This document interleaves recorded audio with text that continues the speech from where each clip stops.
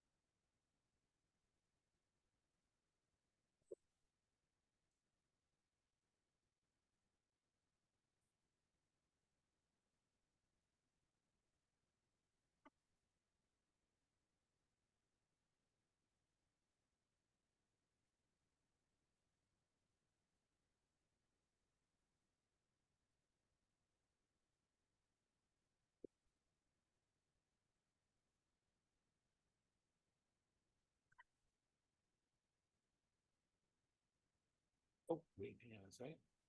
We do no longer have a clown robber hanging out in there. They've been taken away. Bill's still hanging out, having coffee. Spaceman's watching out the window.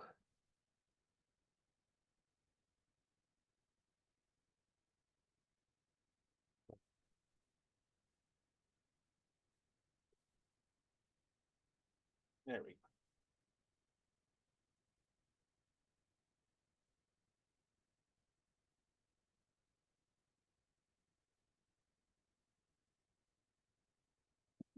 Okay. TV board stuff.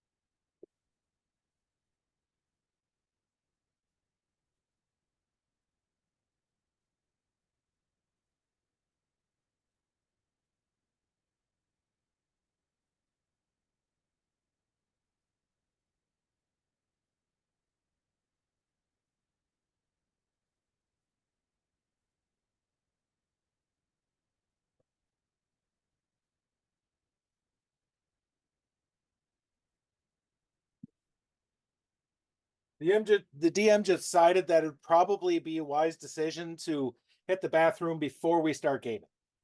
Oh yeah. Always go potty before you put your snowsuit on. Yep. Yep. Imbibe some sort of mind altering substance. Make sure the Sorry. queen has peed.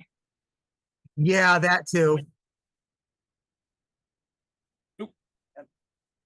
Secure seats in the back and grab an alcoholic beverage.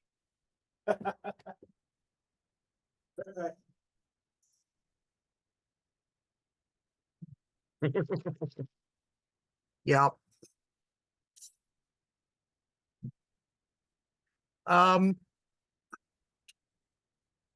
He forgot something. I'm not quite sure what. He just keeps fucking off, doesn't he? Yeah, they just pretty much sum things up.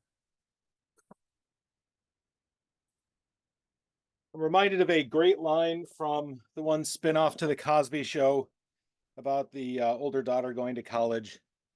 And the professor shows up 15 minutes late to class and she calls him on it. And he says, "I can't be late to class. Doesn't start till I get here." All right. Professor is never late, nor is he early.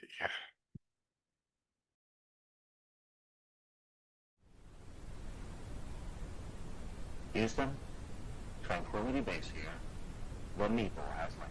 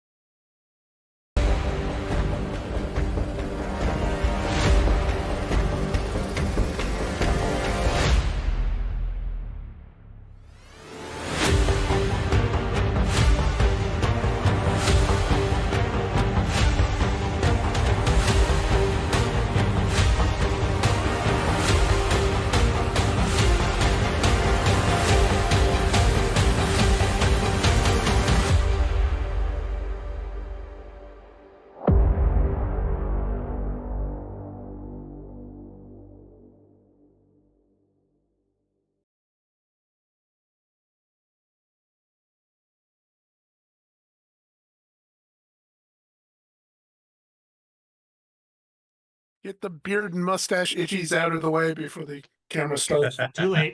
Good evening, everyone, and welcome to the Vitruvian Meeples production of the Powers That Be Acclaim the Sky campaign. I am your host, Trevor, the Vitruvian Meeple. Here, as always, with Patrick, Ecat, Matt, Julie, and Ray. We are going to jump right back into it because we kind of left it a little bit of a cliffhanger last time. So I'm just going to pass it over to our GM, Patrick. Patrick, please take us back into the world of Excelsior.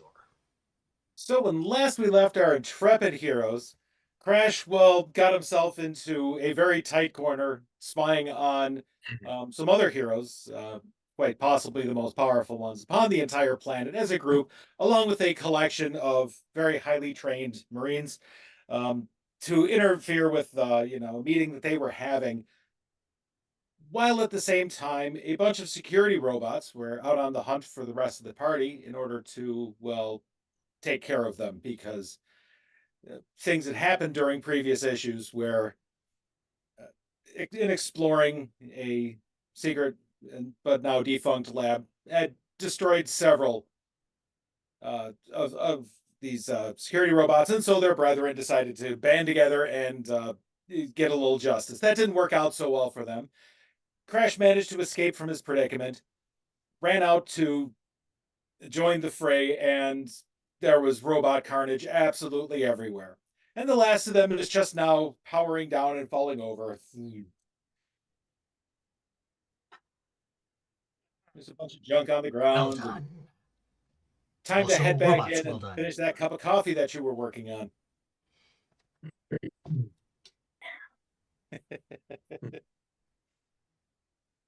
Yep. When you care enough to caffeinate the very best. So you all walk back in. And of course, Statesman, still hanging out there, drinking his coffee in the window, just watching the fight unfold. Of course, not bothering to join you or anything like that. This is well below, someone of his ken, and no reason for him to get off his ass and do anything. Of course. Look over at Calamity and like, he's still here, right? Yeah, jeez. I s- Good luck. Just- Good looking out, dude. Do we know if Statesman has any kind of like super sensitive hearing or anything like that? You don't know, but it's possible. He has a lot of weird things like that. Paragons tend to be super strong. They can fly. They're almost invulnerable. Some of them can hear things across the planet or shoot laser beams out of their damn eyes. It's just really a fun group of people to hang out with, especially because they tend to be egomaniacs, one and all. So Crash will mutter very softly under his breath, "Thanks for the assist, jackass." Oh yeah, I mean, Jackdaw's been saying this shit out loud, like, because the amount of fucks he gives, Yeah. but is actually an irrational number at this point. You're an irrational number. Yes, I am. Thank you. Well, so Statesman and Crash have actually tussled before, back when Crash was still, being a criminal. I will warn you, he does have a little bit of a temper. So What? Needle someone? Good.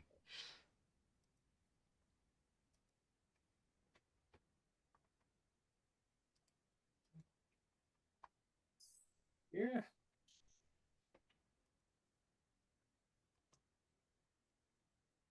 sorry, folks, we're having a little bit of technical difficulties with Foundry this evening. Fortunately, I'm the GM, so I'm just going to kick her off the server, and I think There that you might go. let her back in. I was just That about to works. just about to ask if you could do that.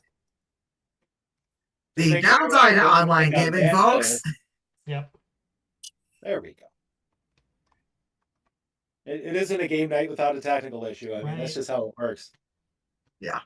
That's why we have all this technology to, break on us and keep us from being able to do things. If Okay, anyone of shows up new course. tonight, hi, welcome to the chaos. This is still better than like the first couple of episodes where we were missing like 15 minute swaths of audio because I didn't know what the hell I was doing with OBS yet. Well, joke's on you. OBS doesn't know what the hell it's doing with itself either. So. Fair point.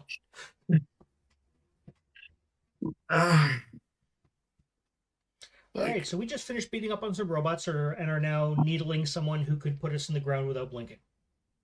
mhm. yes, Excellent. it's par for the course, right? Pretty much, yeah. It's what we do here. Famously, a hard person to beat. Yes. I don't know. I'm gonna go and look at the try to look at the bottom of my coffee cup to see if I can find any fucks there. Because Meanwhile, Calamity is giving Gene the eye, making sure that he is not overly injured from his previous altercation. Which, if he was, 50% chance she'd try to, apply a bandage somewhere. 50% chance she'd go out and just shoot the rest of the robot junk that's out there, even though it's already been defeated once. She'd make sure it was taken care of a second time, just out of spite. Look, 50% Gene's chance okay. 50% chance that she did try to apply a bandage, it would be somewhere publicly inappropriate. yeah, Who knows? I mean, at least Gene isn't armless this time. It's true. I am so glad that you brought that up. Now I'm not.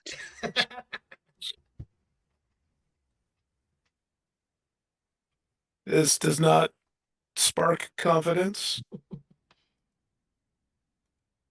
As you're standing there and you're just kind of catching your breath after stuff and just giving Statesman the stink eye and all, in a nice cloud of black motes and tendrils appears in the middle of the room. Who would it be but the Order of Magnitude? Oof. Manifest themselves right in front of the counter. Word about their coffee is really spread. Seriously. I mean, it's good, but As you recall, this group of folks has been missing for a period of time, along with Shift. They've been somewhere. They have not been very forthcoming as to exactly what they have been up to.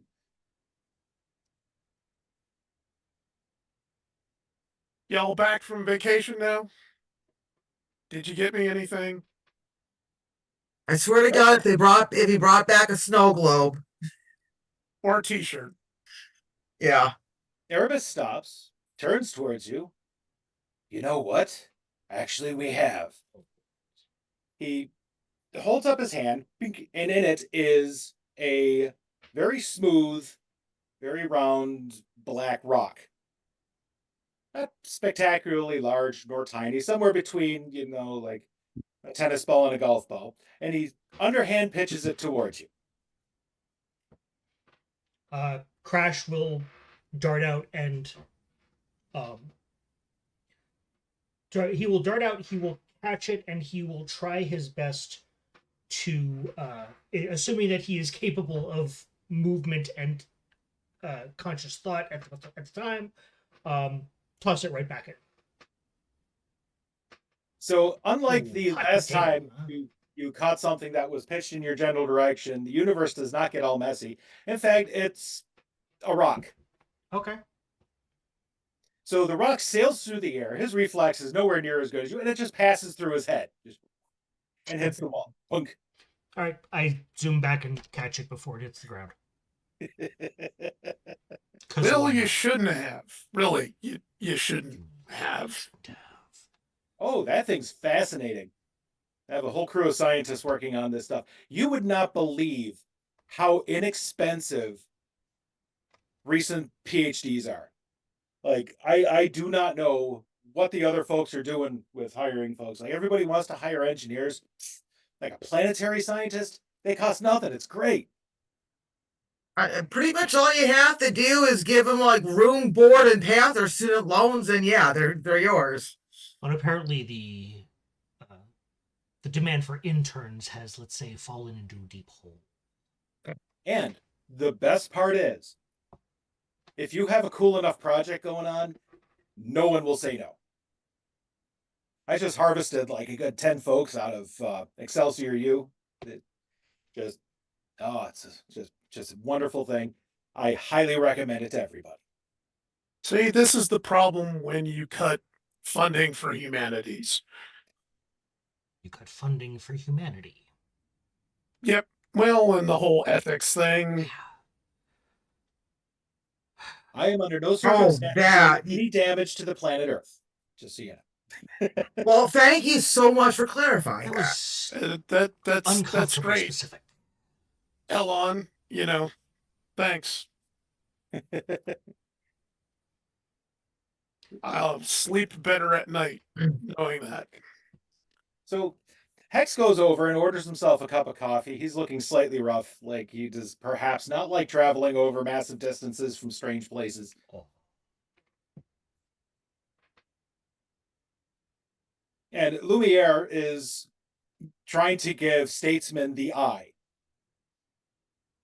And Statesman is very, very deliberately not looking at her. Which the eye? Yeah. We fought a few weeks ago. We didn't have a conclusive victory. You want to fight again? Ah. Oh, Yeah. So fight, not fight. Well, He rather famously loves beating people up. Doesn't mind getting beaten up in the process.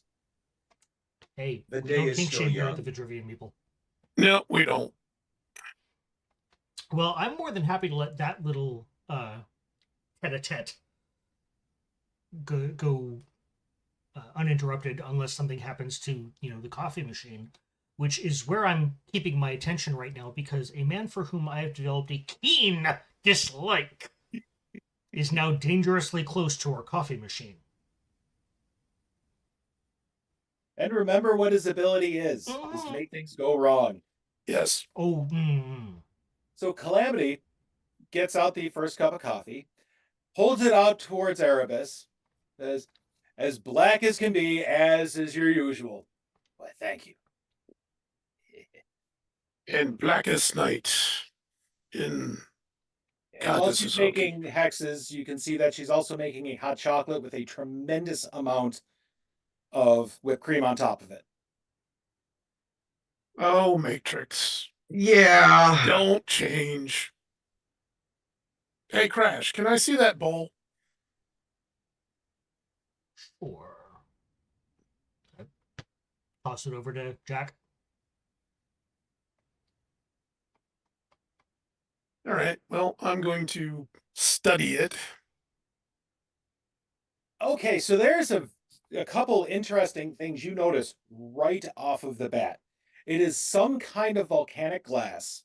You can Okay. see into it a little bit, but it is very dark. And inside of it seem to be gold and silver inclusions of some sort. So as you hold it up, there's like, to the light, you can just barely see them, but you can see their color. Is that there are little streaks of gold and silver throughout it. Ooh, Or- shiny. And you'd have to check, of course, with like a microscope or something. The surface is pretty damn near perfectly polished, and it is not quite a perfect sphere. Slight ellipsoid or just not? It's just not quite properly spherical. It's a little it's just a little bit ablated, so it's a little wider on one part than the other, and there's a little bit of a lump on the one side. So it may possibly have been made naturally, but you're not sure, or whoever turned and polished it didn't use like a big rotary machine, which would make a perfect sphere for you. Right. There's no like tool marks or something that would Yeah, nothing obvious. So like with a suggest. microscope, you would be able to more definitively do it, because somebody could have just polished the crap out of it with like a nice buffer and some toothpaste. Right. But yeah, it's a very interesting stone that you have in your hand. You have not seen anything like it. Well, the order of magnitude went fucked off planet, and all I got was this rock. Yeah.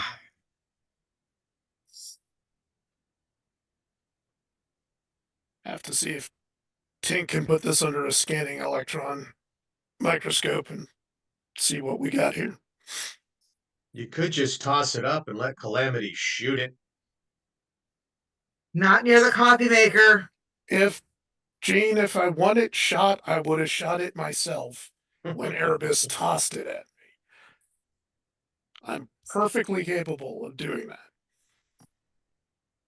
And once she gets her hot chocolate, and Trix heads over towards the window to see what Statesman is staring at, and thus not looking at the people who have arrived in the room, to see the broken junk out in the street. She's like, "Ooh, did you guys like get in a robot fight out here without me?" Maybe. Does she seem exceptionally put out that we got into a fight with robots without her? No. She's pulled her face mask off, and she's just kind of like, "Ooh, robot stuff," because she likes robots a lot, strangely enough. Yeah.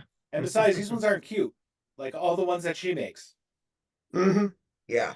These are pretty ugly utilitarian and They were bad. Kinda crappy. dummies. yes. What happened? They started it. Well, first we got into a conversation about anarcho-syndicalism, and then things kind of escalated from there. Anarcho what? Syndicalism.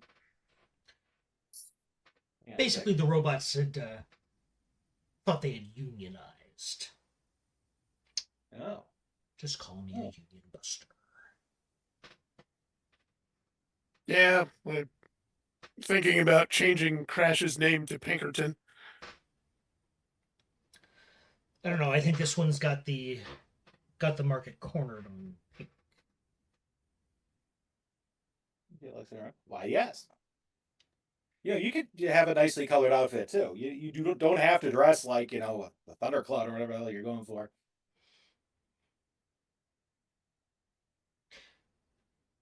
I like the shadows. And they like me. Maybe some nice Cats Snickers. do not come in pink. Yes, but they do come in orange. Neither do jackdaws. I am not an orange boy. Sorry, no. No, Paul has more than one brain cell. But I will say, you're being awfully chatty and hospitable today, Tin Can. I'm not on the clock. We just got back. From where? Oh, you know what? It hasn't been named yet. That's the funny thing.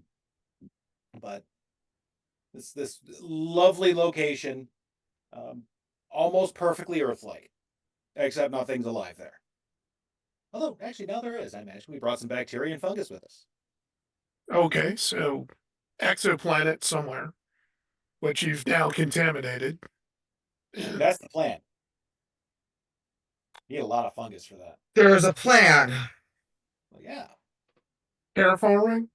Really? Well, you remember how oh, what's that? What's his nuts? That one guy who keeps on wanting to colonize Mars. Mm-hmm. Yeah, why not do better?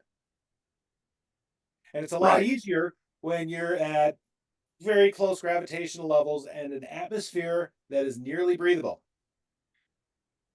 Yeah, Actually, well- it's breathable for a short time. It's just a little too much methane in it.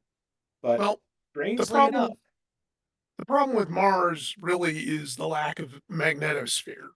That's why it doesn't have an atmosphere that's conducive to, anything but freezing your ass off. Otherwise, gravitationally, it's fine. So, unless that it's the lack that of air moisture exoplanet really puts a crimp in your style. You can't go outside. yeah, I can imagine. So I'm guessing that's geothermically active. Otherwise, all this terraforming shit is, not even worth the price of this cup of coffee. Well, we have a couple of folks ascertaining things. It's a bit beyond my abilities. I am, after all, 10 years old. So, I don't know what to do about that. But yeah, we're trying to figure out what the core is made out of and, how radioactive it all is. Apparently that's really important. And what kind of decay too. And I don't know how you figure that out. Unless you happen to be my father who can, take part of the core out of the core. But apparently we're told that may have consequences. So Gene is listening to all of this and just taking it all in, and he knocks on the door inside his psyche, little Eddie's front door. It's like, hey, you been there? Nope. I have no idea what he's talking about. I don't travel as much as that one does. Well, that one doesn't actually travel either. It's just everywhere. Actually, not everywhere. It's everywhere that isn't anywhere. If that makes sense. No, and in so it makes perfect sense. It's a creature of the void originally. Okay, it was worth a shot. So, kiddo, this is why you don't drop out of school when you're 10. Because there are ways of detecting alpha, beta, and gamma decay. She's hitting a pad on her arm. A couple things. I said, yes, there are, but unfortunately, once again, I haven't had much time to study many of the sciences. I mostly concentrate on engineering. Right. Because every mad scientist is actually just a mad engineer. Y'all don't actually conform to the scientific process at all. Well, it works or it breaks. That's Okay, Fucking engineers. at this point, I'm backing up, and I'm now sitting in like the corner on top of the one, like back of the one couch, watching this, but from a distance. What? I'm not gonna shoot a 10-year-old this time. Okay, Paul has you urged her okay, back to being insane. you I trust, but she's a little suspect. I mean, She is an evil little girl, and a few things are more evil than that. Very few things. And she turns to talk to you, and she has like a little bit of whipped cream on her nose while she's talking about, engineering and science. oh, isn't that cute? Insert Nathan Fillion gif from Firefly of never mind, I'm just not gonna tell her.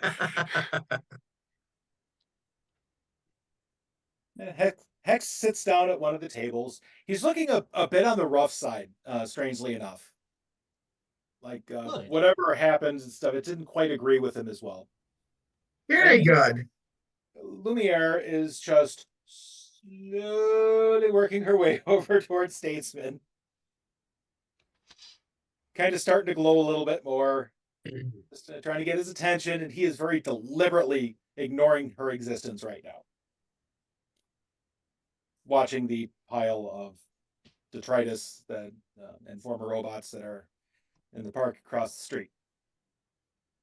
Gene starts making his way towards is going to sit down at the table with old guy here. And yes, I can say that. And as he's walking there, just touches his comm and says, Crash, Jack, just monitor what Glow Girl is up to, just in case. That's all. It's all right. Oh, I don't doubt that at all. Just saying. Yep. Jack nods. Somewhere from his coat, he pulls out a water bottle with a sprayer. I suggest you employ Neva's help. I think the entertainment value would be worth it alone.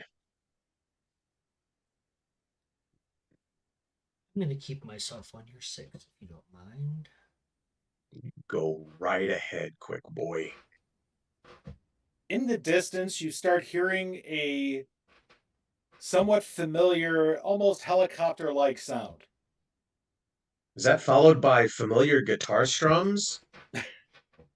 No. Oh, okay. And then a shadow passes over you, and you see a gigantic bumblebee fly over the park. It is carrying a almost equally obnoxiously large size robotic anteater. This is a robotic bumblebee or an actual biological? It is a robotic bumblebee. Okay. The crew has seen one of these before. It is it's a transport device of some sort, done up as just a really large bumblebee, including the really tiny wings that you're really not sure how this thing is keeping aloft, carrying something that big with it on those tiny ass little wings.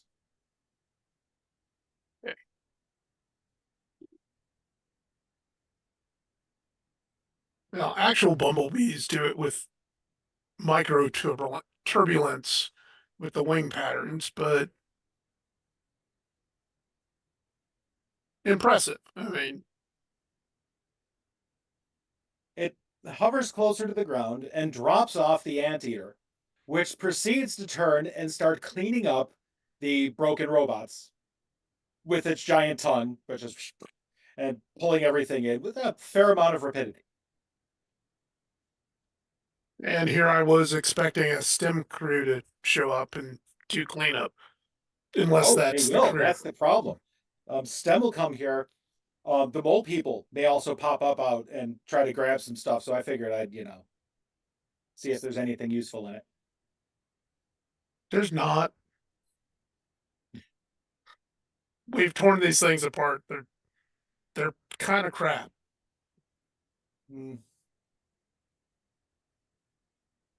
So I'm hoping for some good magnets for the articulators myself. I'm running a little, but have my own bigger projects to work on too. Oh, no doubt. And you say, when you drop out of school, you have to keep your education going. I haven't been in school since elementary school. Mm-hmm. Mm-hmm. Social Yeah, skills show that. Should almost be going into junior high soon. But yeah. So Oh, no, building I do Barbie's not stream house. interact well with other children. My permanent record said that quite well before I burned the school down to get rid of it. Honey, you don't interact well with adults. Who are you fooling? I interact perfectly well. Nobody has gotten killed today, have they? It's what, like 9:30 in the morning right now? The Dave's young yet. Mm-hmm. Possibly younger than you. Hex looks up. You have never experienced jet lag until you've hopped halfway around the planet or somewhere else entirely. It's a thing. It's not morning. It's just morning here right now. Ooh. Alexa, play Wonderball or the tiniest violin possible.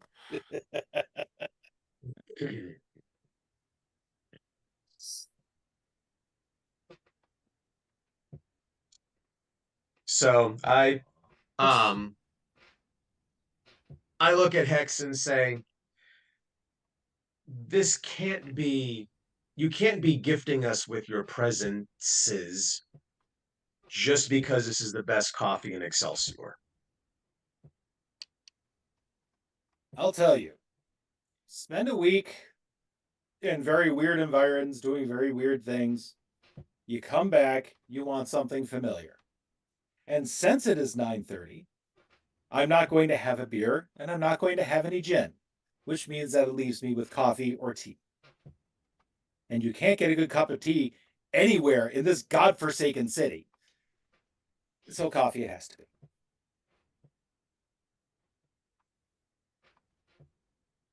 I hope my boys were all behaved while I was gone. They weren't. No, we had to discipline a few of them. Oh, what did they do? Not being kind to animals. Yeah, pretty sure they're on an SPCA watch list now. He shoots a look over at Pa, kind of inquisitive. They were trying to do very bad things to a very, very innocent cat. They were dealt with. Calamity chuckles. Oh, I'd say, damn, that was fun. He looks up. Which cat? A certain, let's say, Rubenesque white cat with some black markings. endurance enhanced kitty. Oh, no. Mm-hmm. Oh, no. So the kitty's that's- fine. Oh, of course. Of course. That Yeah. cat will never be anything but. Anything but, and then your boys, not so much. Yeah. You really don't, do an IQ test in the recruiting process, do you? They Sure made does, very they bad just have to choices. fail it. Oh, just like the police. Excellent. All that's really required is that you're a very big fan of the greatest football team of all time. Beyond that, I honestly don't care. God, he's a Cowboys fan. Now he has to die. I was going to say Manchester United sucks. Yeah, I'm not sure which team he's for, but it's probably going to be a fairly obscure one at that. Like if you're going to have a super football fan, they might as well be like a Cleveland Browns fan or something. Mm-hmm. That way they have something to be angry about every year. Every year. Or the Lions, the Bills. There's several to choose from. It's the national Yes, team there for are. the Cote d'Ivoire. No, we're just back and you know, getting ready to head back to well other work. Being a villain was a lot easier back in the day, man. Losing your Actually got taste time for off. it. But on the other hand, there are entirely worse things to do for a living, like be a hero because I get paid. Oh, I'm sorry, I didn't say that out loud.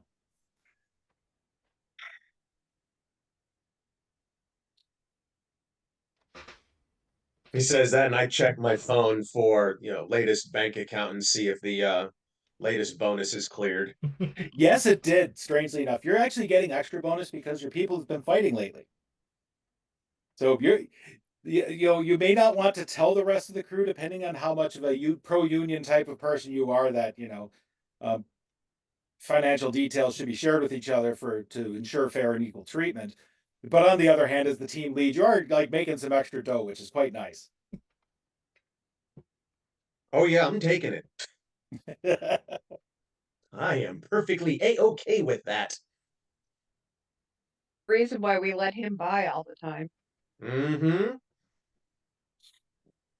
So Erebus, while you guys are chatting, walks over and is talking with Bill. Like they're old buds, because they're kind of old buds.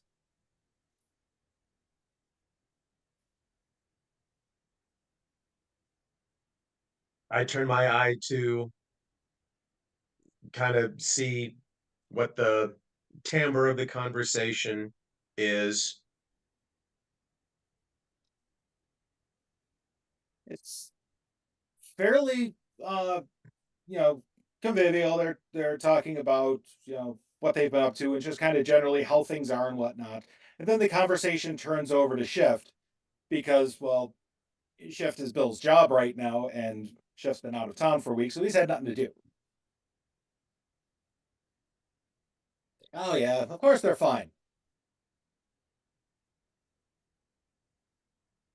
It turned out to the one atmospheric scientist was very impressed with their ability to adjust to the atmosphere. So that was so it's just a bit too low of oxygen for humans to withstand for very long periods of time.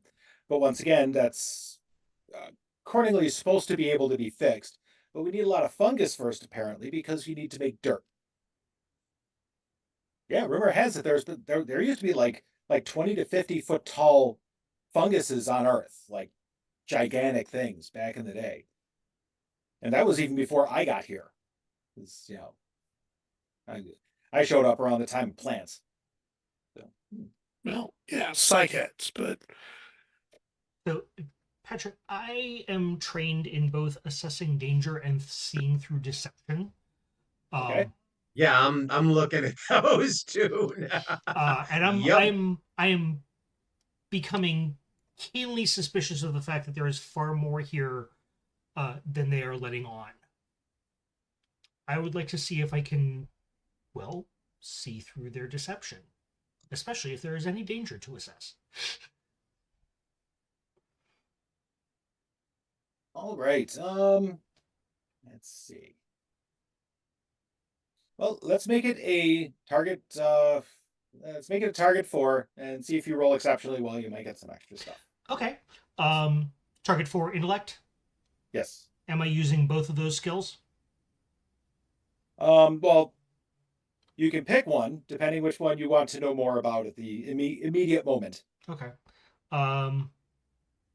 Whichever one you want first. All right. I say you roll one, I'll roll the other. I'll do seeing through deception. And so I picked up at tier 4 this ability called Mind for Might, which allows me to spend points from my might pool when I would normally spend points from my intellect pool. Okay. I'm actually going to take a moment and do a 1-action recovery roll. Okay. Which will get all my pools up to full, and will also turn on another ability that I have called Hidden Reserves, which increases my might and speed edge for an hour every time I use a recovery roll. So now I have we're doing seeing through deception, and I am taking that from my might pool. You said base difficulty 4, Yes. which means I will use 2 levels of effort to ease the task from my might pool. So what I'm kind of envisioning is this: Gene and Crash are kind of like Our Spidey senses are tingling. yeah. Gene, you see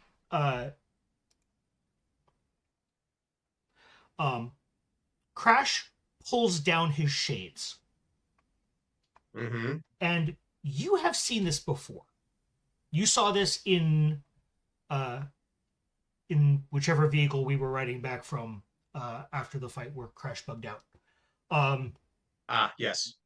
So you can see kind of the blue swirls, and you can see that he kind of tenses a little bit, and the blue glows a bit brighter as he's looking around the room and looking at specifically at our non-friends.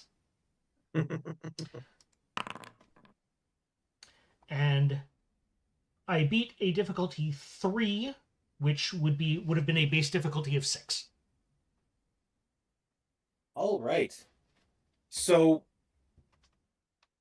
of the things you notice, the major deception going on amongst the order of magnitude is that though they are dressed up in their actual work outfits, they are not being their villain selves No, right they're now. not. They're just kind of hanging out. Yeah. But that said, Statesman is not calmly ignoring them. Okay.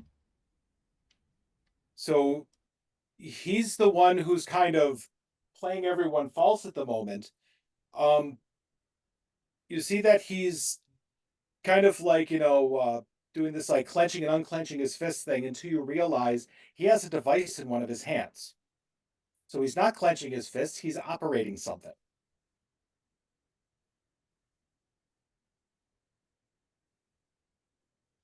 Now, This is can I the- do my assessing danger roll? Yes. That was the statesman who's.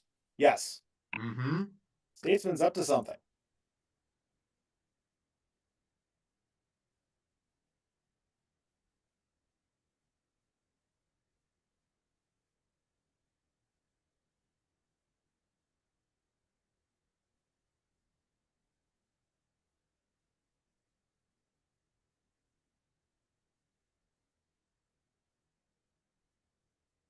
Okay. Computational thingamabob.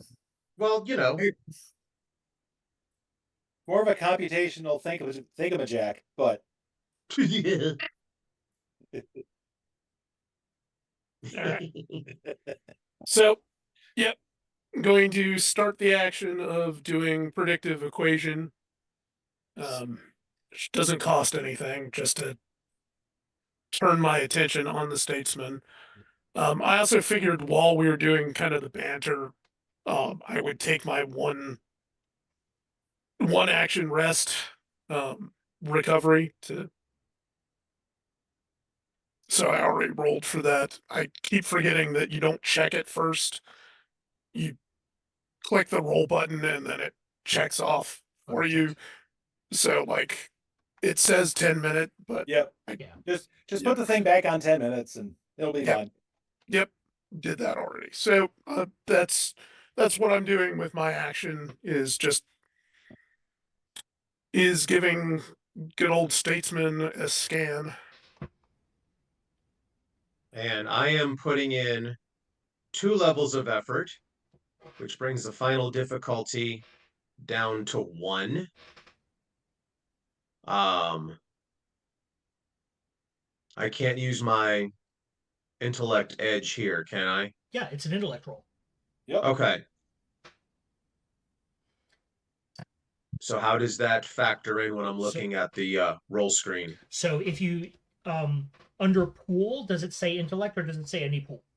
Oh, it says any pool. Okay, change it to intellect. Oh, there we go. Yeah, and then you should see over. Yeah, there we go. That's so much better. Yeah. Okay, thank you. I had not done that before. Okay. Yep. All right, and here we go. Nice. Very nice. All right. Having been in more than your fair share of superhero fights, Uh-huh. you pick up that Statesman has adjusted his stance. Since you know he is capable of very fast movement and flight, because, well, you know, he's a paragon, he's very strong, he's very fast, and he's very hard to hurt. He is not planning on engaging Lumiere. He instead seems to be paying a bit of extra attention between him, the door, and the girl between them.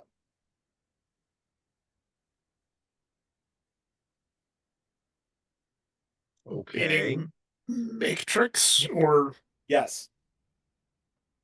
Does Matrix seem to be strategically positioned? No, she's just looking out the window watching, you know, the giant anteater fighting with now some mole people for things that are, you know, scattered about the ground after you've beaten them up. Oh, okay. A Hey, couple these mole ain't people ants, came but up they're out not of too bad. a couple mole people came up out of a mole hole cover and started like dragging pieces and parts and, you know, got away with a couple of them. you hear one of them say, "Utini!" I just want the anteater to have a Jackie Mason voice, that's all. Hey, Ant, what the hell's with this?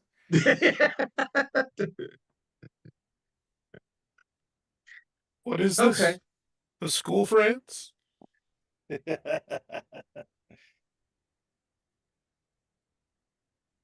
He would make a great image for a superhero from his outfit at the end of the movie. I think that would work quite nice. I may have to use that. Mhm. Right. So Just can't have any good intelligence pool. what does Gene see with his assessing danger? Okay, so it looks like from what you can tell, there's a very high chance that he is preparing himself for a fight and he's going to hit the girl first.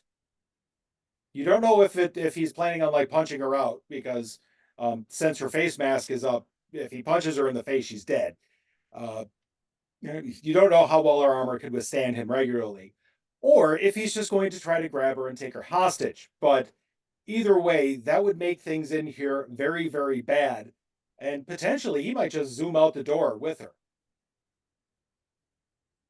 Oh, he might he? Yeah.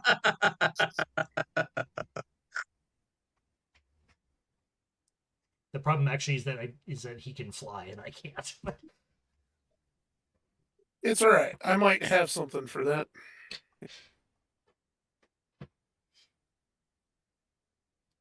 Yes, but meanwhile, you'll note that Lumiere is getting closer to him, and that's probably the thing that will trigger him. Because there's a fairly high chance you would imagine she'll just end up drawing on him and attacking because that's what she does. The other two are not paying attention to this situation at all. Hex is still sitting there, you know, dealing with whatever species of headache or whatnot he has going on.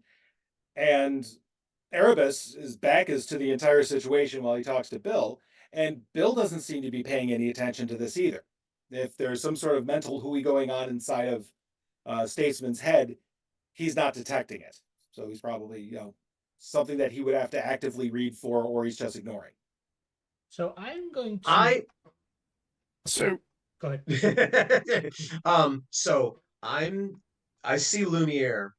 I turn towards the counter, grab Calamity's eye, and I mouth an order to her and like now.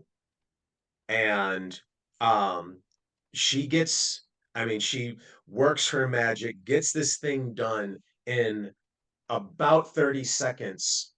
And as I excuse myself from Hex. And I walk over and I pick up the drink and I turn around and I say, Lumiere, you're flat white, and walk towards her with it.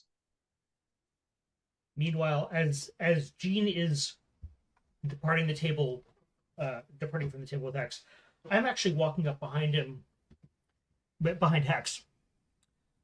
So this one's a freebie. Your little girlfriend over there looks like she's about to tangle with someone way out of her league. Be such a shame if something unfortunate would happen to Statesman, wouldn't it? He turns, raises an eyebrow. That would be rather unsporting of him, wouldn't it? Wouldn't it Sure. just, though? So, have I gotten anything off the scan for Okay, the so statesman? the thing in his hand is a communications device of some sort. Okay, that he's just clicking on and off. It has several buttons on it. It looks like he's able to type on it without looking. So it's, like similar. You've seen people who have things with like articulated gloves. You can type with them without, touching a keyboard. It's something akin to that. He is texting somebody. Okay. And So- you are kind of picking out of the pattern of things that he's doing because you're very wise at such things. You're like, okay, so this has to be a code. He's holding the thing with his thumb. The thumb he's rarely using, so that's probably punctuation. So the other 4 digits are, so it has to be a 4-bit code that he's transmitting with. Therefore, let's see. So, he drops and you're like, oh yeah, okay, this is actually, straight up bacon cipher. Oh, perfect. Right. Okay. And so you get part of the message that he is transmitting, which is, you're catching the end of it. So transport and, shoot, where it just slipped out of my head. Transport and containment. Gotcha. So, does Matrix still have whipped cream on her face? Just on her nose. So, reach over. I'm like, kid. Snoot. You, Boop the snoot. Boop the snoot. pull out a napkin, and I'm like, Jesus, you got it all over yourself. And instead of cleaning it up, I'm smearing it more. And she's doing the little kid thing, but not like fighting it. I'm like, all right. Now it just, and I accidentally bump her hot chocolate so it spills and makes the mess worse. I've got a shift in dexterity. I should be able to pull something out. I'm like, come on. Luminaire, can you take her to the ladies' room and get her cleaned up? This is just disgraceful. So I look down at Hex at this point and go,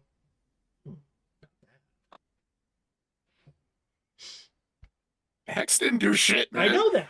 I know that. Pratt doesn't know that. So Lumiere is sipping her coffee. It's no cafe au lait, but this will do. Yeah. Because, of course, as you recall, she's originally Parisian. Yeah. She has very strong opinions about coffee. But she's also been living in Excelsior / New York for a very long time. You can totally get a cafe au lait here. Oh, yeah. Yeah. No, totally. And even Excelsior, has you can get pretty much there's a any French kind of lady you consulate want. right by Central Park. Because, if anybody's going to have a consulate right next to Central Park, going to be the French. Because, longtime friends. Yeah. They're in the real world, a good, 30 years ago, there used to be this Tuscan bakery literally right off of Central Park that, was set up like a Tuscan farmhouse. So there wasn't any single seating. It was just you do your order and you sit down with everybody else at this big Nice table. And yeah, you could get a cafe au lait bigger than your head. Anyway, sorry. So Lumiere looks at the kid and walks over to take her to the bathroom. And this is the point where, of course, Statesman tries to pull his shit. Mm-hmm. He turns to make a run, and his foot slips. He almost never loses his traction, but strangely enough, traction is a thing anybody with high speed would run into problems with. In fact, Crash has run into this exact problem from exactly the same person. So he slips, starts dropping down, but of course he's very quick, so he takes over with flight instead. Continues moving forward, and in his attempt to grab the girl, passes through her, though she's not even there. As Erebus stares down at Statesman as he's heading, through the girl and towards the door.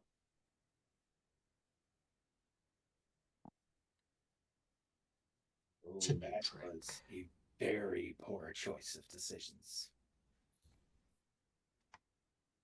So Statesman stops himself, because obviously he's not able to touch the little girl at the moment because she is phased. Strangely enough, a thing that Erebus can do. Okay. Once again, shit in combat, but very good on defense. So Statesman's just kind of hovering. Lumiere still has her hand on the girl, is looking at Statesman, shooting daggers at him. You think that she may actually, if the girl wasn't phased right now, pick her up and swing the girl at Statesman as a weapon, but that wouldn't be the nicest thing to do. But on the other hand, that armor probably does good damage if it's swung at somebody. And Statesman's staring Erebus down. He's continuing to ignore Lumiere. There. He is right by the door.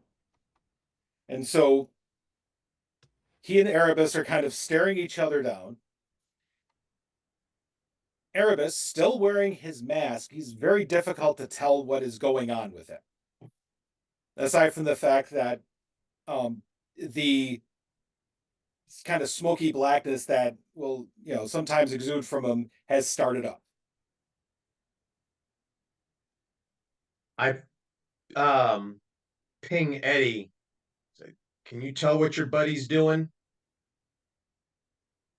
He's very angry. Suggestions for And his alien seems to enjoy that quite a bit. diffusion? Not surprised.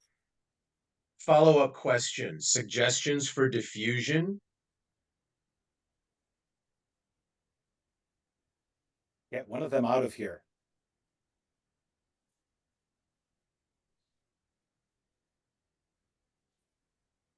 Lumiere has taken Matrix and shuffled her behind her. Done that thing where she just kind of guides her around, and then steps in front of the girl in between her and Statesman. So they are now within punching distance. So, and Erebus on the other side of the room is getting smokier and darker as he's standing there staring Statesman down. And Statesman's staring right back at him. So Crash at this point is going to do something completely out of what used to be his character, thus showing that the growth arc has actually stuck. He's going to insert himself between Statesman and Lumiere. It's like, now, as much as I'd love to see the two of you beat the snot out of each other, not around the coffee machine. Take it outside. As soon as Crash finishes saying that, Gene sort of resigns himself and thinks to himself, "This is going to suck." Dramatically stands up, kicks the chair behind him towards where Bill and Erebus is, and jump/flies towards the Statesman and goes and yells, "Oh my God, it's a clown! Duck!" and just goes to shoulder tackle Statesman.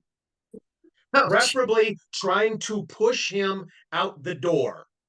At least move him towards the entrance. Something. Make an unarmed attack, target 8. To see if you can successfully shove him.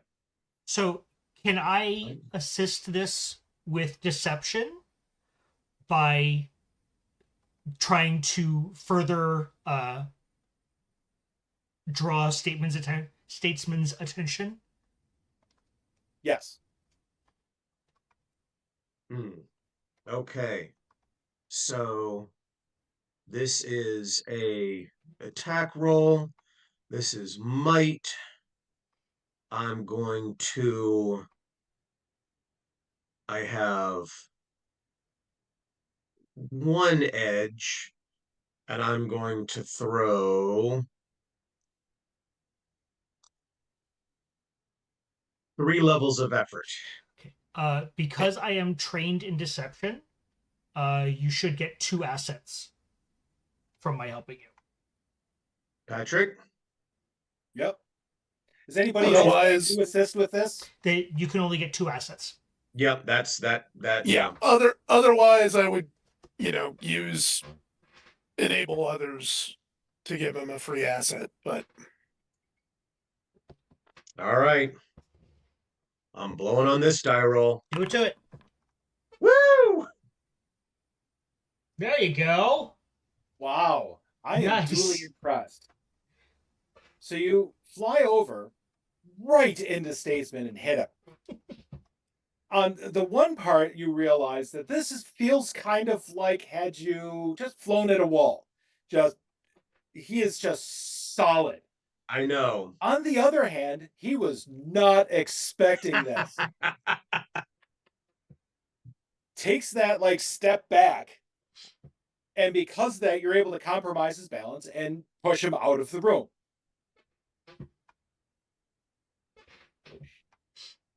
He's now on the other side of the door, and you're right in the door. Much better. And I look in the area. Go on. Have your little fun. I, meanwhile, am partially just shocked that I'm not paralyzed by anything through this exchange, and take a second to just startle that worked, and then look around going, oh my God, I am so sorry. We just had to deal with these clowns, and I'm really sorry. I wanted to make sure that you were fine and just was looking after your safety, Statesman.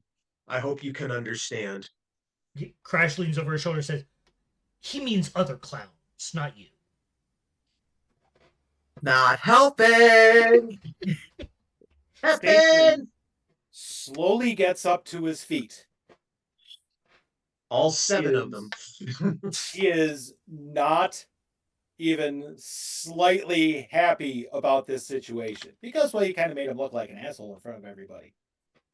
no, he did that himself. As I say, Yeah.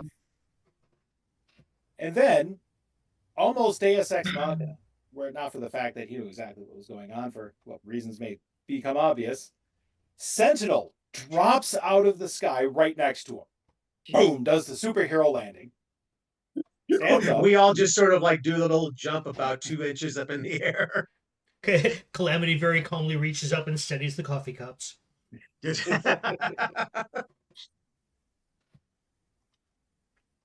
He puts his hand on Statesman's shoulder and just says, no.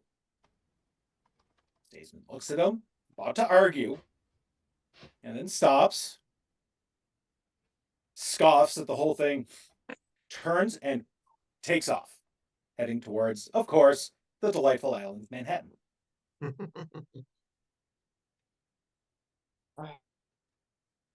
I sigh, obviously, visually, and heavily.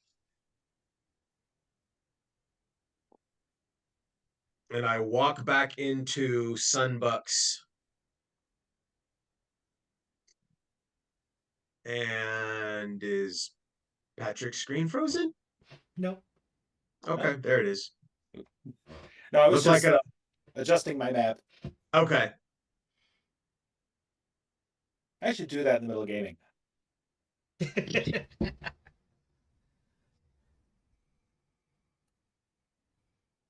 Does Sentinel look like he is about to take off, or is he? No, he strangely enough just as soon as Statesman goes, he doesn't even look back after him. Strolls in, as he's wont to do. I turn around, look at Central, and go, "That was oddly fortuitous." I was wondering what he was messaging me about. Apparently, he was going to capture somebody. He looks about the room. That probably wouldn't have been a very smart idea. No. No. But then again, smart ideas isn't his forte. I Should didn't that say that. should that guy be like within 100 meters of a school? He was going after a 10-year-old kid for. She is not any 10-year-old kid. She I is. realize that. I've shot her before, but still. She is. She was actually being reasonably well behaved and non-combative. So I don't have to be combative. Totally out of Knock me character off. for a 10-year-old girl in that way. Really? She picks up her mug, walks back over, puts it up on the counter, and Calamity's already making another hot chocolate for her. And leans over with pulls her towel out of her apron and cleans her face too. Sorry about that, kid. I was, trying to get you out of there before shit hit the fan, but Erebus looks at the group of you. Thank you. He wouldn't have gotten far with her, but that would not have ended well for him. no. No. We like this coffee machine. It's one of a kind. Stop helping. Helpy cat is helpy.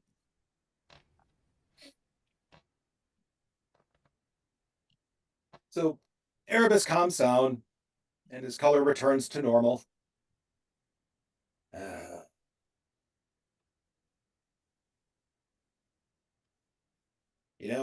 And they keep telling us we're the bad guys.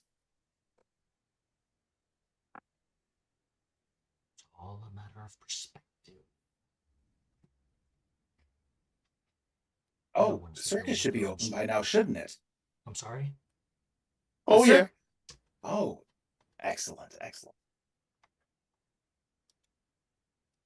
Man, that's doesn't give me long. Okay. Got plans going, of course. This one does. Hexcus kind of looks at him. Uh-huh.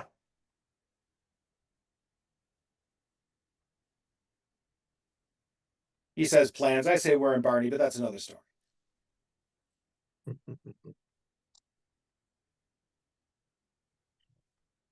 And we just had a moment.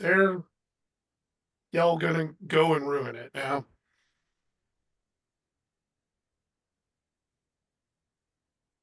It does seem to be what they do in really good moments.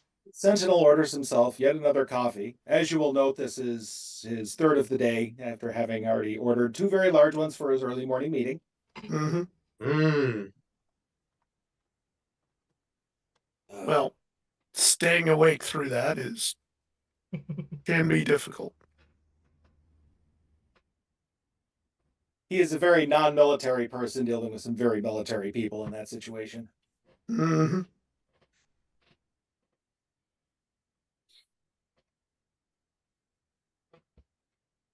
So he gets his coffee, looks at the others, and looks at Erebus and says, "So it's supposed to be 2 days?" Erebus nods. "I have everything we need already. Just need you." And, as is his way, he and the rest of his crew vanish.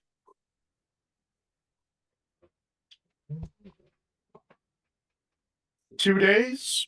Han Solo, I have a bad feeling about this. Mhm. You palling around with the bad kids now, rich boy? Sawyer, what the fuck is going on?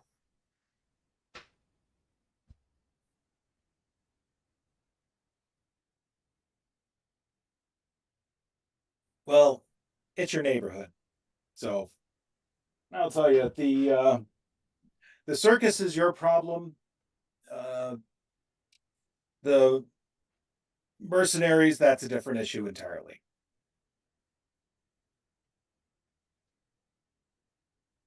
There's some things going on in Europe, and we're trying to sort out the solution to those problems.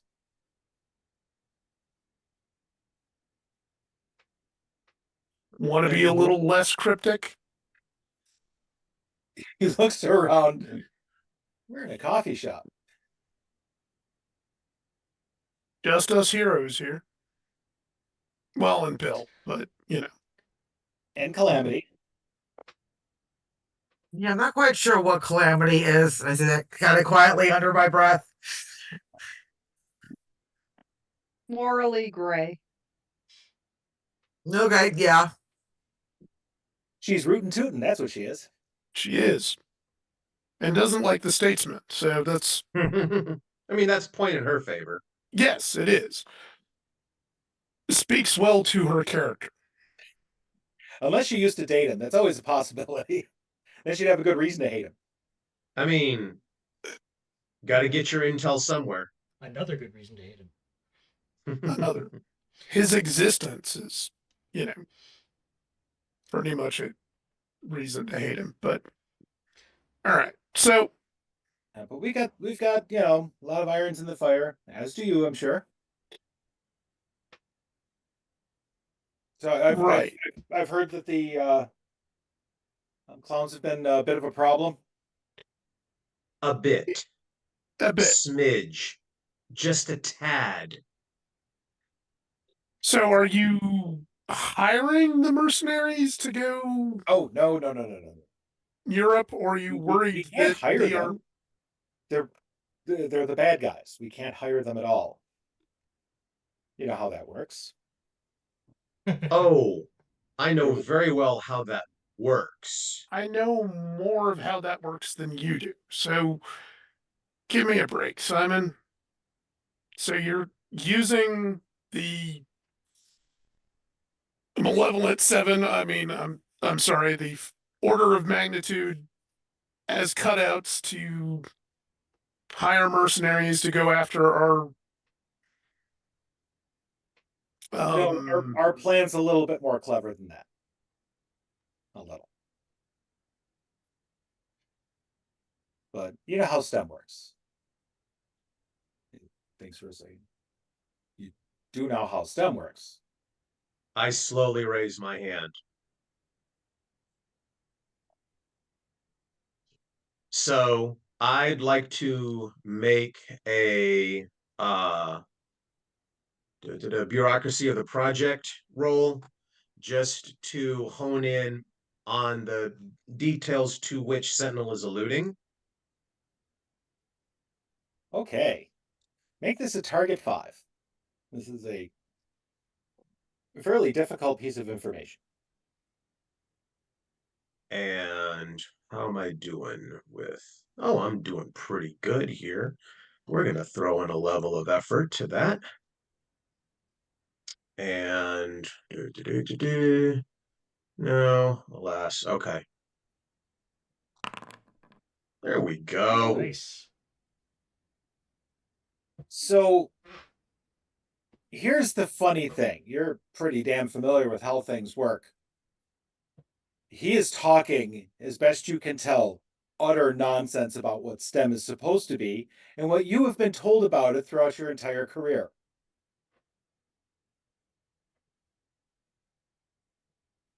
STEM's the good guys. You work for STEM because you're good guys.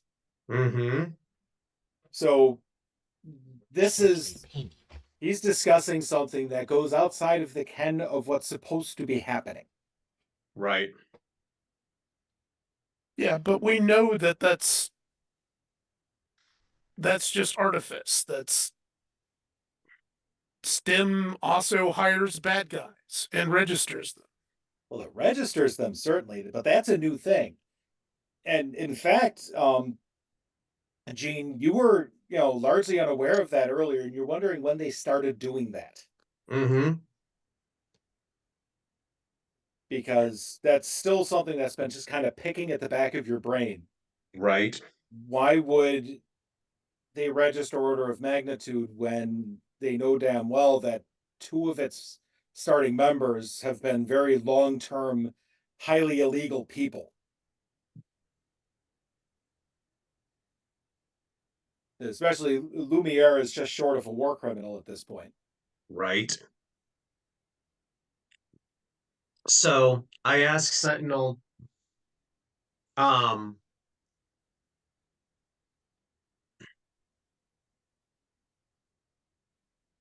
so does the registry help you in these problem solving exercises?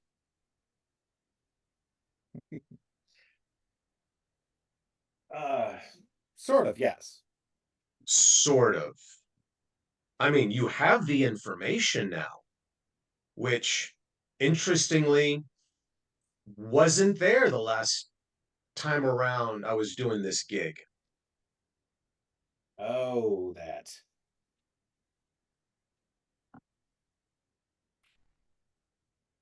You know what changed since you last retired and before you came back? Part of my hair color. Things you have to recall that USA retired. This is the new USA. Things have been going a little different.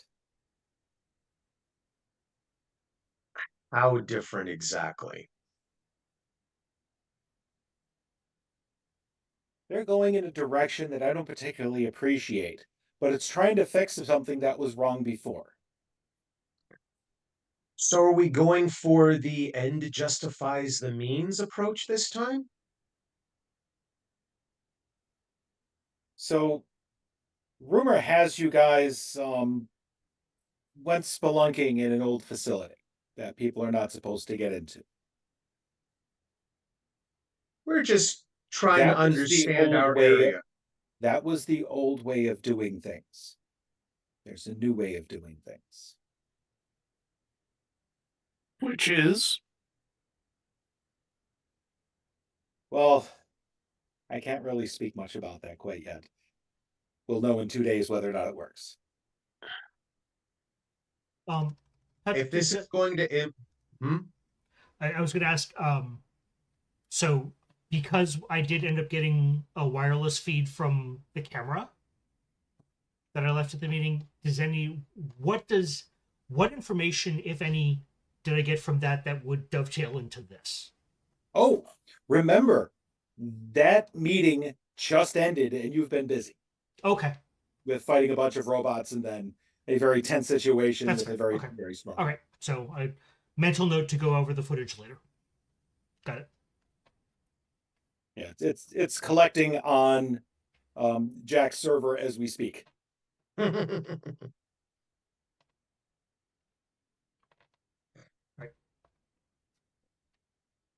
Things mean the experimentation on the people that they're trying to help. help. He looks over at you. Well, I wasn't a huge fan of the old way of doing things, but remember, you owe your life to it. Of everybody here. Still, that's not an answer. There's a lot of intimation and dissembling. Not a lot of actual facts being spoken. Especially since, as you Yes. said, it's our turf. So you'd let us in on it. Well, that's why I'm talking at all, to be perfectly Ah. honest, because Oh. you're having to deal with some of this. So But in a couple days, hopefully, the situation will sort of resolve itself, or at least part of it. The situation. Yes. You're not talking about the clown situation. No, the other half of the situation. The clowns, we had nothing to do with. I do not know where Erebus found him. Circus King went to ground a while ago, and he's back. And I don't like the Circus King much. No, He said but Erebus took him. Last I time I got don't to think fight him, anybody in I this got my ass kicked. establishment. Wait. You just said Erebus found him. And brought Yes. him back. Yep. How do you know Erebus this? is a man of interesting talents. He's missing entirely what he is. He is, because if since you were there, he wanted to be a hero. He's no hero. He's something else entirely. It's something that really only villains ever get to be. We have a term for it. Turning out to be quite a mastermind. He can run things very, very well. As evidenced by the fact that he somehow got the, Nightmarish Circus to show up, and said somehow got in touch with the ringmaster. I'm not quite sure what happened there. Said he's been out of sight for years, like 4 or 5 at least. All those circus tents and stuff, the parade of animals and all that, no idea where that came from. I don't know how he found him or where he found him, but he did. I hope they're not turning into good buddies, because that's not a friend you want. It's not a friend Shit, you no. want him to Idiot. have. Erebus is not a bad guy. I mean, I'd hang out with him. No, Will's not a bad guy. Erebus, I've never been big on the difference between our hero personas and our personal personas. no, You there's all know. something. I'm not talking about that. Erebus is an entirely different entity that we can't trust. Oh. So that's another thing with him. I will give you that one for free. And I'm not going to dump hot coffee down your suit, even though it's really tempting. I'm not entirely convinced, if you've ever listened to him too closely, that Will and Nebula are separate people. Like, he looks over at Jean like, those two, they're separate. They, do not influence each other's actions directly that I know of. Erebus, on the other hand, being Will and Nebula, they're we. I don't know that there's a difference between the two. No, there is. There's a dominant and a subservient personality, and I will leave that up to you to guess which one's which. Well, one's merely human. Merely. And I speak as a human, mind you. Yeah, and I've seen the other one. I am not, far advanced like some folks that I know and some people here. But I'm just a guy who builds things. Yeah, Daddy's money has gone a long way here. Oh, I've done quite well with it. But yes. Yeah, I can make, unusual technology function, much, like B over here. But yeah, he's a different thing entirely. Much like, our friend Statesman. Statesman's not spectacularly human anymore. I don't know that he was ever human. He was very much like this when he was young too. Great. So you gave us like you know that rule about crossing 10 feet in front of in front of the school bus when it stops? He didn't quite follow that and got run over by a school bus when he was in elementary school. That's when he discovered he had powers. And he was a kid. Great. So sociopath has superpowers. That's Oh, just fucking Yay! delightful. powers and sociopathy tend to go with each other quite well. That's a common thing. We're familiar with that. Yeah, unfortunately, so do powers, sociopathy, and megalomania. Yeah. I worry about all of our alien friends with that. I'll tell you, I ask you, how much do you know about what your buddy Statesman does in his free time?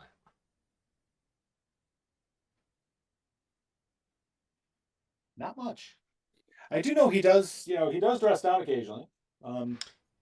He goes and hangs out in the streets and whatnot. So he's not always statesman. Oh, that's He is. He. Oh. Any potential criminal activities or whatnot? I don't think so. We actually pay attention to him. A lot of folks are under constant surveillance. He is one of them. Because I bet. well, some folks are just outright dangerous. Although talking about megalomania, I do have to ask you, Gene, do you get any of that from yours? Does it want to conquer everything, be the ruler, take over the others? I don't understand the psychology of the aliens. They're kind of weird. Hold on. Hey, Eddie. Hmm? You feel like taking over shit? Why? That's what I thought. Yeah, he doesn't care. Hmm. All I can gather is there is a purpose that he's here, and there is a reason why we are connected. Yeah, that. Yep. There's almost a clean dozen of you here, and no one knows why. That's the fun part. Actually, because I'm kind of under the assumption that at least some of you know why you're here, but I haven't been able to squeeze it out of anybody. I've talked to Lumiere at length about it, and her alien is another interesting one. Apparently, it's in a lot of places. With that bedside technique, I can't imagine why. Hey, she's fun. What can I say? Oh But yeah, you haven't had your arms cut off by her. I don't want to hear it. yeah, oh, I heard about that. I'm glad somebody can laugh. Well, you pick a fight with somebody who has a laser sword. I mean, she doesn't actually have it. It just happens around her. Yeah, she's a hoot. And that's one of the reasons that we're so happy that Shift came back. When Shift came in out of the cold, that fixes a lot of those problems better than it used to be able to. And we have means of, giving somebody a new arm, but it's never quite the same. You, on the other hand, how did you put that arm back on there anyway? Just a little bit of spit and polish, and Because you my just grabbed team. your arm and stuck it onto the stump, and it stuck. I did not know you could do that. That was impressive. I couldn't have done it without the help of my team. What can I say? Watching home movies again there? Oh, I Sawyer? pay attention to what's going on. Like, for instance, I've been wondering what happened to those 2 reactors. Well, They aren't on the island. Because, interestingly, they're decay reactors. They emit a fairly high amount of radiation. They are shielded and all, so they're, not terrible to be around all the time, but they do emit enough radiation you can detect them. They are not on that island. they're not on the planet What either. he's doing. I hope. That would be nice. Oh yeah, that other planet thing. That's another one. We just found out about that when he took off. We don't know what he's up to. He's hiring a bunch of people. Here's a fun one. So he goes up to postdocs, pitches them a job, and then takes them somewhere. Like one of the first ones was a astrophysics student. They disappear, comes back 10 minutes later, that person signs right on the line. Like, yes, okay, I'll work for you no matter what. So it seems like our fine friends over at the Order of Magnitude are not hiring, well, they are sort of hiring mercenaries, I guess. But most of their recruits are all scientists. That never ends well. Mm. Hey, Patrick, going back to Sentinel's comment about monitoring statesmen, do I, with my clearance with STEM, can I access any of those? With a little bit of shenanigans, you probably could, but you'd likely need to talk to somebody who is good at hacking. Hmm. I've been Okay. quietly And she's going to we were so continue to close. quietly do whatever she was doing. Yep. Yeah, you froze a little bit there. You blinked out just after I've been quietly. hacking using Tink's upgrade on my tablet There to you go. do just that. Nice. So you hack around for a bit, and strangely enough, you're able to find a feed. And it's kind of fascinating. Right now, you see the statesman hanging out in a back alley somewhere, punching a dumpster into pieces. He is very, very angry, on the level of throwing a temper tantrum right now. Widow boy needs a nap. Full mantrum going on. Kind of shift the screen so Pa, who happens to be sitting by me, can watch it with me. Thank you. It is pretty impressive. The dude's strong. And you'll note that, people are closing their doors and their windows nearby. Like, oh. All right. The Sentinel slugs the last of his drink. Walks over, rinses out the cup, and then chucks it into the recycling. Because that's how he rolls. All right. I have to get back. Apparently, I have 2 days to prepare. This is going to be fun. Thanks for the whole enlightening conversation there. Sure. Well, Is there you guys are getting up there, so it's only natural you'll kind of learn how things work.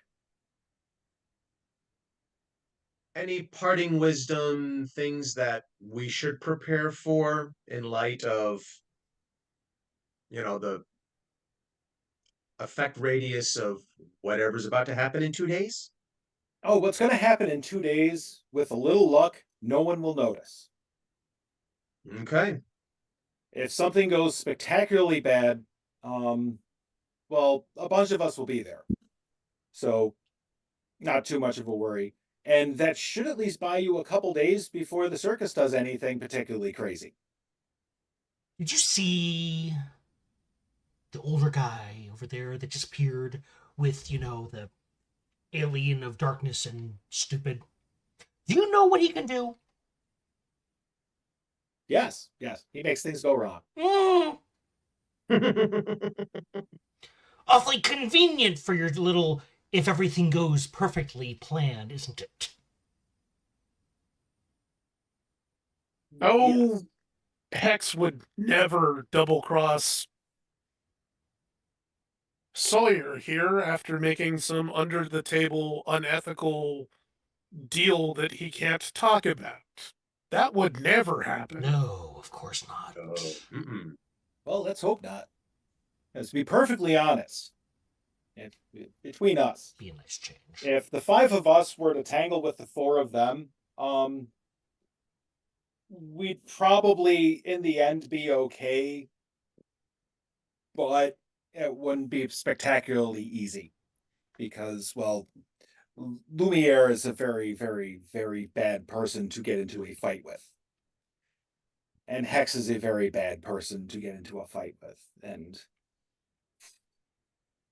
well, I don't know entirely all the things that Erebus has planned, but even if things go out right, it's still going to be a little weird.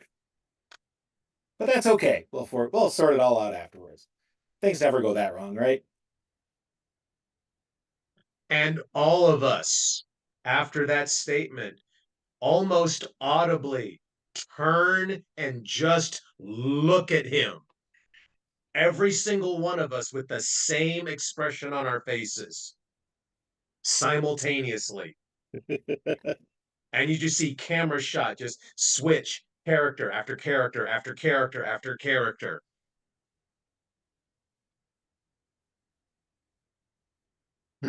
Yes, he did just say that, guys. You go off and you do whatever super team hero liberty thing you have to do. Those of us on the ground will apparently deal with things. Excellent. I'm glad you at least know how everything works. Yeah, I flew back in DC. My favorite town, really. Honest, I think. All right. Both liars and power mongers can't imagine why. All right, you beltway bastard, get out of here. He steps outside, closes his mask, and just flies up into the air. Well, All right. what a shit. Well, that doesn't inspire confidence at all. Guys, I did hack them, and Statesman threw quite the temper tantrum. Awesome. Speaking of hacking, what the hell did you just download on our server? Crash? Something In fact, I'm it's pretty still sure downloading. we're We'll continue supposed to see. downloading for the next. What level is that? It was level 5, I believe. Okay, yeah. So for the next 4-ish hours, it'll continue recording. Oh, okay, yeah. But that should mean that we can get a. Can we get a partial playback, or is it? Oh well, strangely enough, you're fairly certain the meeting's done with, given that One of the principals is one of the people just showed up at the coffee shop.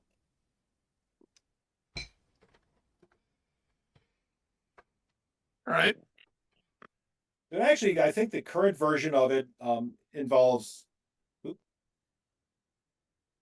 on a second. My audio is doing weird things again.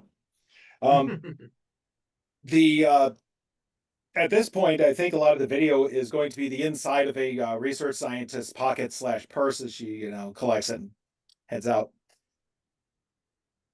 So, Right. I'm okay with that. are you going to view this at the coffee shop, or are you going to head back and watch it on the big screen? Let's make some popcorn and I was just about to say we've got microwave popcorn back at the base. Mm-hmm. The really good stuff with all the extra butter. actual butter, not butter flavored palm oil. Yeah. All right, so you head back. So eventually the group of you are sitting around with a couple big bowls of popcorn and a crow sitting on the table picking at it periodically, as they do.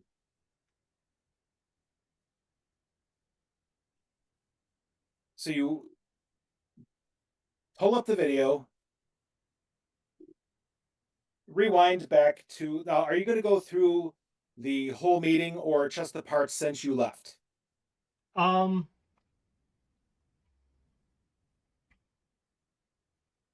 Let's go through the whole thing because I don't want to try to summarize.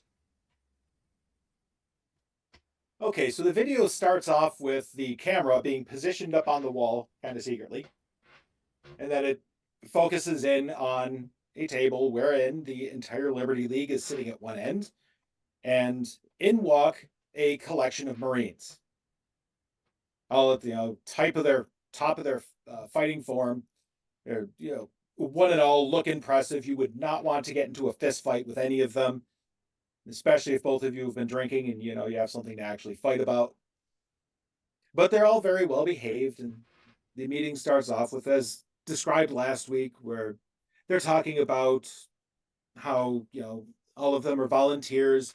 They can at any point not be part of the project if they want. They can bow out. Nobody will think any less for them because this is asking so far above and beyond.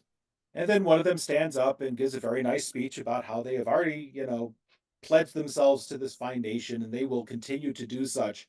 They are Marines. They never stop being Marines. And so they will do whatever is necessary, be it, today, next week, or the rest of their lives, which really impresses USA. He thinks that's absolutely great. You do kind of notice that Sawyer's just deliberately not looking at any of them. And Erebus is actually not Erebus, Eidolon is rolling his eyes at this, like, he apparently does not think very high of the, United States military.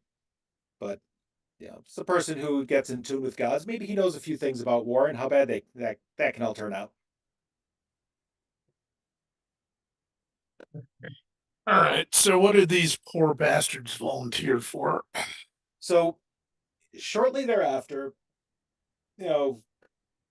after they have more or less said that they're going to do this and all of that, then they're all thanked, and then the group of them file out.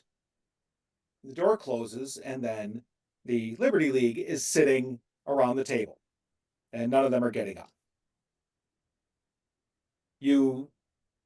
If you're paying just way a whole lot of attention, so Jack will notice this, the door stays open fraction of a second too long because, well, somebody sneaks out behind them. And now we're on to what is the new material. Yep. So the five of them are sitting there. They drop their composure a little bit, with the exception of USA, who always sits ramrod straight and very serious at all times, because once again, he's a very, very military person. But the others, on the other hand, generally are not. So Sawyer, kind of kicks back, puts his feet up on the table. And Ace starts checking her nails and looking underneath for junk and stuff like that because, well, she does like to take care of herself. And Night reaches over and he pulls out one of the daggers from his outfit and start, running a fairly high-tech sharpening device over it just to make sure the edge is just so, because that's what he does. And they're sitting there, and USA looks at them, says, okay, so we are T-minus, pulls out his watch, looks, we are about 47 hours away. I know that you all have questions, comments, and concerns because you have let it be known. So let's air it out now. What's the problem? Simon's just kind of sitting there, staring at his feet as they're up on the table, deliberately not saying anything. And then Eidolon looks over, says, I have said this before. I have said this many times. You are too trusting in entities you know nothing about. I know the gods very well, of course. I've spoken to them. They are around us all the time. I understand them, and they are crazy. They are dangerous. They are not to be trifled with under any circumstances. these things that you are talking to now, that you are working with, that you allow to infest our nation and our planet, do not think like the gods even. They are older than them. They are the primordials. They are ancient beyond measure. They do not think like things that are used to having a planet. I don't know what you were thinking, but this is not going to end well for anyone. And USA looks at him, a little bit amused, kind of like he's humoring the old man, even though the old man doesn't look that old. Well, that is an interesting perspective. The other perspective would be, what would you say we should do about them? We can't get rid of them now, can we? Erebus kind of, like, Eidolon kind of huffs. We could. The rest of us could go after them. I'm sure we could run them away.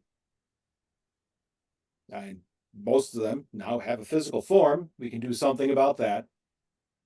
And whatever they're doing here, it can't be good. They've been here way longer than we are. Might be here past us. Might be the engine of why we no longer are here. Once again, they're dangerous. And they are not in any way overly concerned with the fate of humanity. And Ace looks up at the both of them, says, well, that may well be the case, but who does care about humanity? We've been trying to kind of stomp them out for a while, haven't we? USA looks over at her, and he's starting to show a bit of emotion. We are not getting rid of humanity. That's why we are here. We are here to keep humanity around. So, oh, really? We don't seem to care when they get killed. We don't seem to care when they, get outpopulated. That's starting to happen now. I don't know what you're thinking, but we aren't being terribly kind to the ordinary folks, and we have made painstaking measures to see how we can replace them with themselves. USA once again says, well, yes, it's much like, remember in the Big War, we had to do things. We had to change how the entire planet works. We had to make bombs that can level cities. Our enemy made robots that could destroy buildings just shooting at them. One of them still sitting, right across from our offices, as you recall. It's been there as, a monument to how shitty humans can be towards each other. Times change. Everything moves forward, and so do we. We cannot maintain control of the situation unless we have the upper hand. And this is how we have to get it. Eidolon shakes his head. No, I still don't like it. You're in over your head. The more of these things crawling around here, the worse it's going to get. I don't know what to tell you, but, well, actually, I do know what I'm going to tell you. I have the means of leaving this place. You don't. Just remember that. And he gets up and strolls out in his usual, white chiton with the nice purple trim on it because, well, he's fancy as that. Picks up his staff and heads out the door. The others sit there and kind of look at the table. And then USA looks over at Night-Night. He's checking the edge and by, reflecting the light from the above lights against the edge. Says, Carlos, you've been kind of quiet in all this. He slides the dagger back into where it goes. Oh, I know, but I have this suspicion, and it's a suspicion that none of you are going to like, so I haven't really said it. Oh, well, by all means, please. We are a team. We are supposed to be working together. All right. So here's the problem with your plan. It's not your plan. It's their plan. They came up with it. You think you came up with this originally. I have a feeling you're being played by them. USA looks a little puzzled. What do you mean? Like, well, yes, you've come up with the idea. You've have the technology, you have the people for it. Where did you think up that idea from? Where was it born? Did you consider at any point prior to, let's say, about less than a year ago, that this was possible at all? Well, no, because it's like splitting the atom. Until the eggheads come up with it, we don't know that we can do it. But that's the thing. The people who can give you information can control you as well. So if you think you're in charge of this entire situation, maybe we're not. Keep that in mind. It's not a situation we control. It's a situation we have to control. Don't forget that. That's the difference between tactics and strategies, sir. And USA looks at him, kind of gives him a bit of a squint because they're speaking similar language now. Fair enough, and we will. All right, meeting adjourned. Stands up, collects his stuff. The others rise up after him, and he waits until they have all left the room. And as he walks out of the room, he gets kind of this weird look, looks towards the camera, but not quite directly at it. And then shakes his head and walks out the door. And then the video is still for a good 10 minutes until person walks in and she plunks a folder down on the table, pretends to write some stuff, looks over, feels around the wall for a bit. Eventually, a hand obscures the camera. You see a bit of a drift in the light because, well, there's a hand largely in front of it, and then it drops into darkness.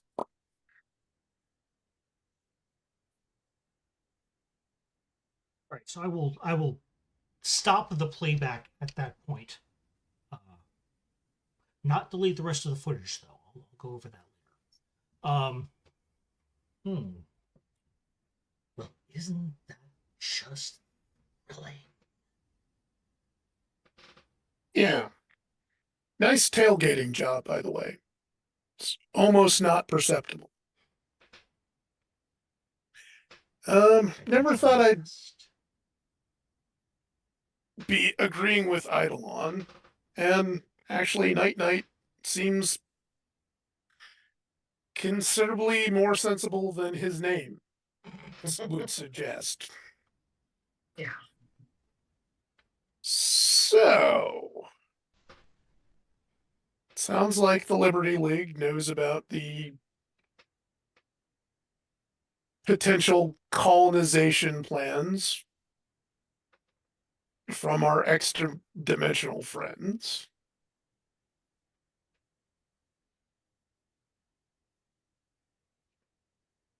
And has some plan to try and co-opt that?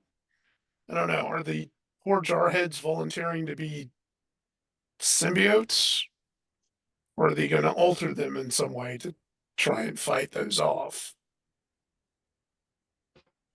The key is in how it was phrased. It is not a situation we control. It is a situation we have to control. Their moves are being dictated by the forces around them. They yeah. are reacting. And how much are the Scions tipping the scale with their thumb?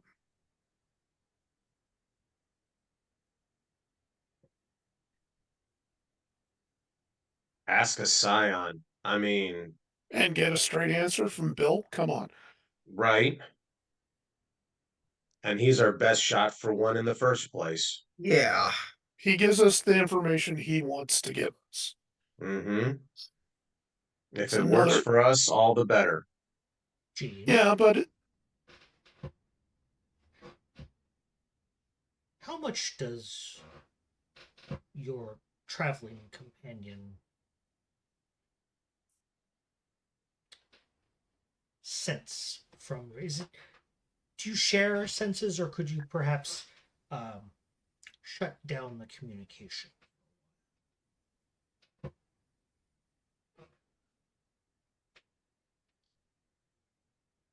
the last time communication was shut down, it had nothing to do with anything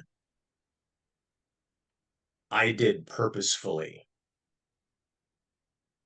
That's when I went into early retirement and didn't enjoy a moment of it. I suppose that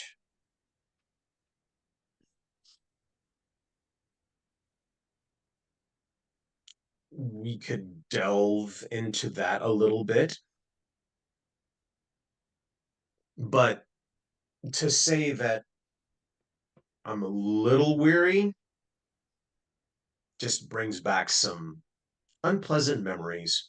Understood.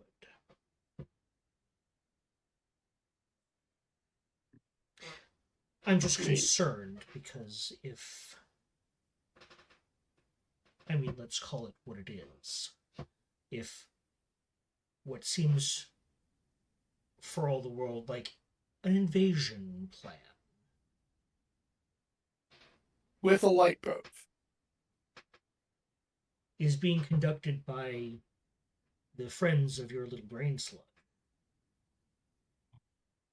how much does having one in the room cost us?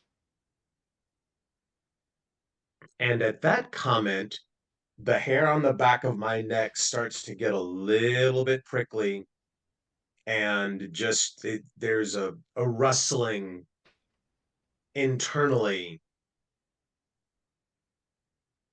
that I am not appreciating. And I don't say anything yet. Do I notice that, I don't know.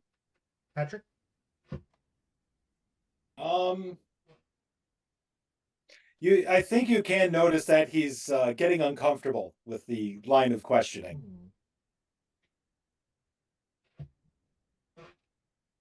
And then checking in with Eddie, how is he taking all of this? And I get the sense that, like, cosmic, beyond dimensional, it's like, silly mortal. Or something.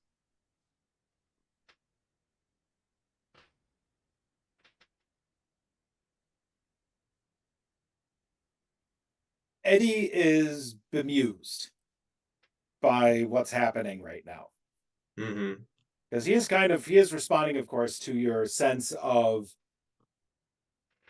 feeling a bit vaguely threatened by folks. Except seems to be of the opinion that they're kind of missing a big point about all of that. And is it a point that I'm missing as well? Yes, yeah. Yeah, kind of figured. Is the way he puts it to you is they're looking at a resource as a threat, which is kind of funny. Mm-hmm. About it.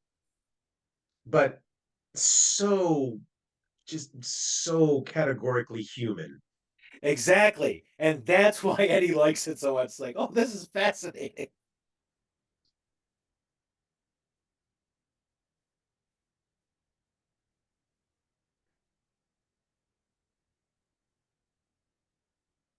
We need to know more about what they have planned. What this I mean, program is.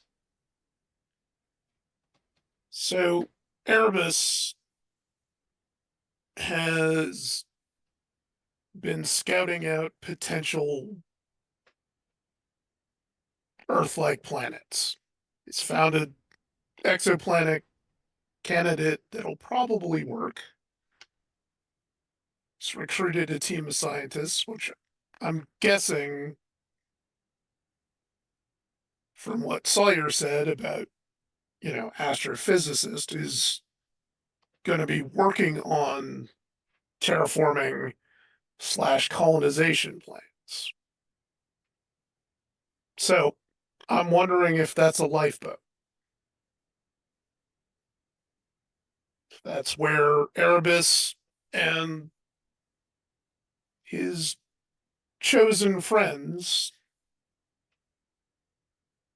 are going to go and wait out whatever's coming for us back here on Earth.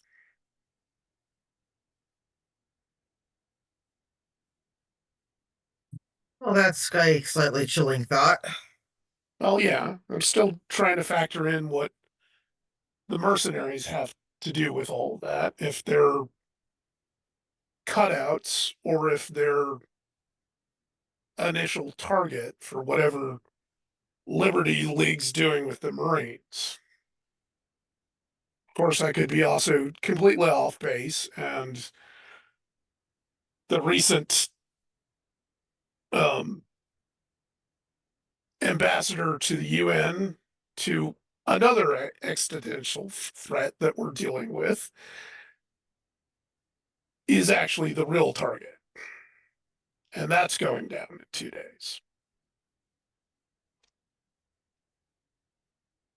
That's just, mulling things over for about 5 minutes. I don't know what the rest of y'all have. Because whereas Eddie may be benevolent, and I believe that, Nova isn't. We all saw what Nova is. And I'm not going to trust that thing farther than I can throw this table left-handed with a hernia. So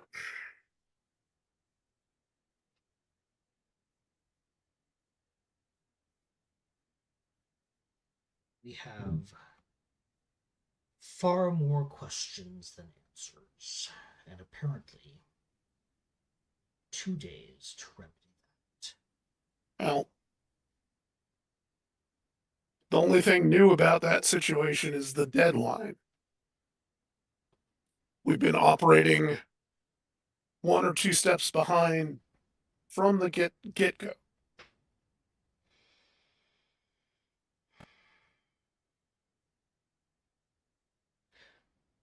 Believe me when I tell you I have no objection to running.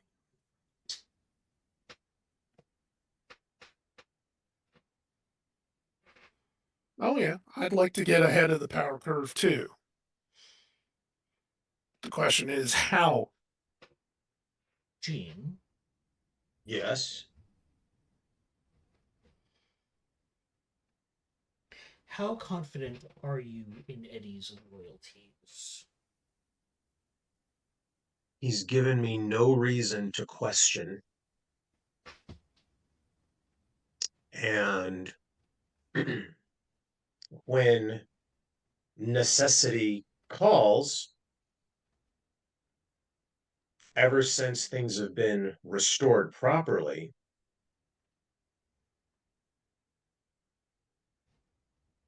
he's been there. Sort of like you the last few weeks.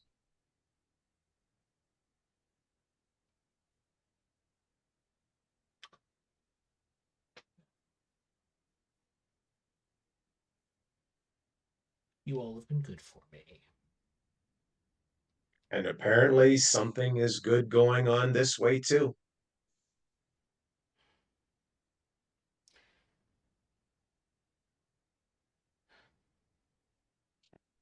So So maybe we turn it around.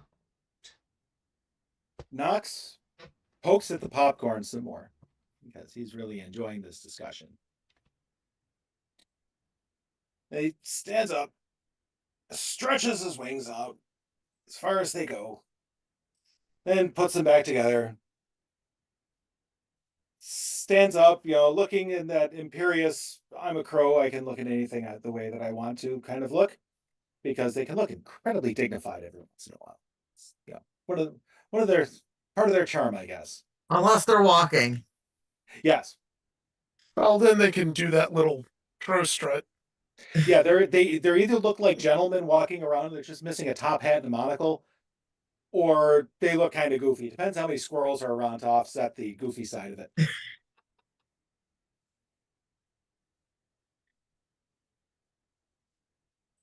But he stops for a second. We're done.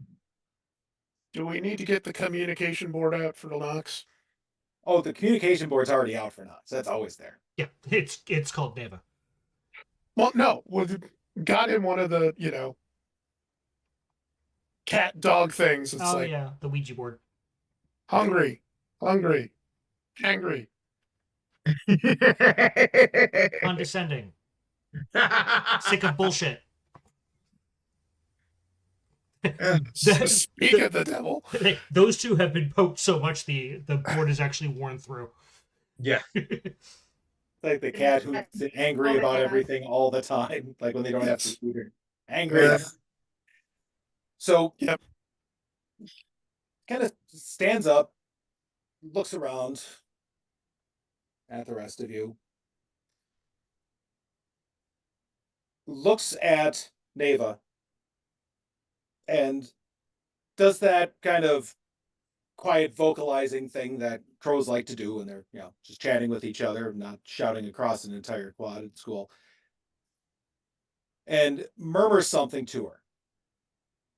And Neva hears it, gets kind of a look on her face. Huh. So, Neva, if you can still hear us, you look a little frozen. The crows have been kind of noticing something that the rest of you missed. Is that in the past day, ever since the clowns came about, really, but just a bit before then, a whole bunch of those STEM folks have been moving into town, like a lot of them. There's before, because they could spot them easily. They're all the stiffs in the suits who never give them any peanuts because they're no fun. There's a lot of them around now. They've been showing up in fairly big numbers. And one of the things is that they seem to maybe have gotten wise to the fact that the crows are paying attention to them because they don't look at their devices when the crows are around. Yeah. And so, after saying that, it looks around at the rest of you and then says a word in some fairly passingly almost good English. Says, trouble. And that'll be this week. All right. So that was issue 25 of The Powers That Be. This one was called Talking in Your Sleep. I'm so glad you think that I'm going to be able to sleep tonight, Patrick.